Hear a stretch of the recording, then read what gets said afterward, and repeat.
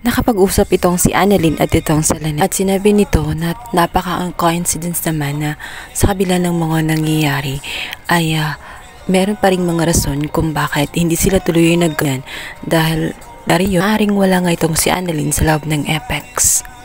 Naisip naman ni Annalyn na titiyak niya na ang kanyang amaw si RJ ay pipiliin siya at natitiyak niya ng mga gabing yun ay in love sa kanya ang kanyang tatay. Ang hindi niya alam ay nakapagsalita itong si Lynette dito kay Claire matapos magtanong si Claire ng informasyon na napaka-personal sa kanya.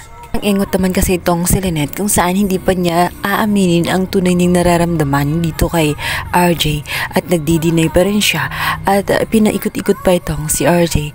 Ang totoo naman ay talagang mahal niya itong si RJ kung kaya't naniwala naman itong si Claire at kinausap niya agad itong si RJ.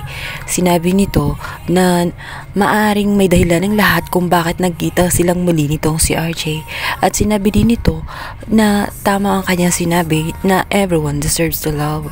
At dahil na rin sa mga narinig nitong si RJ mula sa mga sinabi nitong si Lynette na hindi niya mahal ito at wala talagang siyang balak na muling pagbigyan ang pagmamahal nitong si RJ, kaya nawalan siya ng pag-asa at bibigyan second chance ito nga pag-ibig niya kay Claire kung saan naudlo. Kasundo silang dalawa, nadugtungan ang relasyon na naputol ng mahabang panahon dahil parehas naman silang free, wala siyang commitment, ganun din itong si Claire.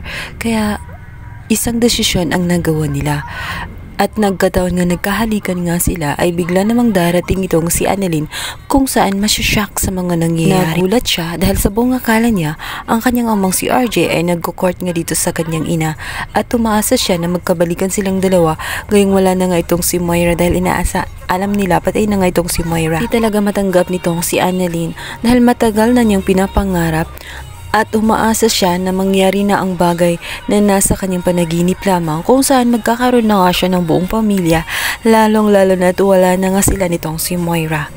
Ngunit hindi na nga siya mabibigyan ng chance dahil sa muling pagbalik ng ex-girlfriend at muli nga binigyan pa ng chance nitong si RJ. Si Annalyn sa kanyang mga nakita kung kahit nag-walkout ito at agad namang sinundan nitong si RJ. Dito naman ay kinausap ni Claire etong si Lynette. Sinabi naman ni Lynette na huwag siyang mag-alala at pagkatapos kausapin ni RJ ay maaring matatanggap na rin ni Annalyn ang lahat-lahat.